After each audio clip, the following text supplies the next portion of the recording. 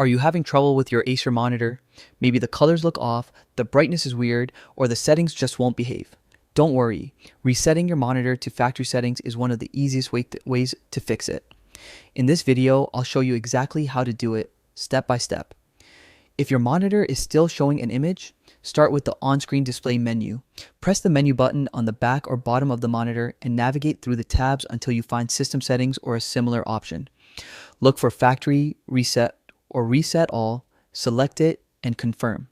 Your monitor will now return to its original out-of-the-box settings, fixing things like color presets, scaling issues, and accidentally change picture modes.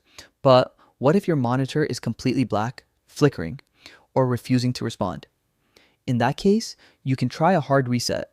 Turn the monitor off and unplug the power cable for at least 5 minutes. While it's unplugged, press and hold the power button for 10 to 15 seconds. This clears temporary faults or stuck settings.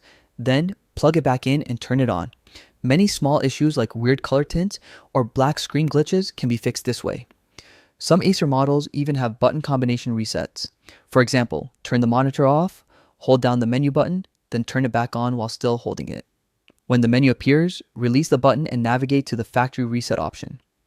Other models might require holding the menu button and the down arrow together.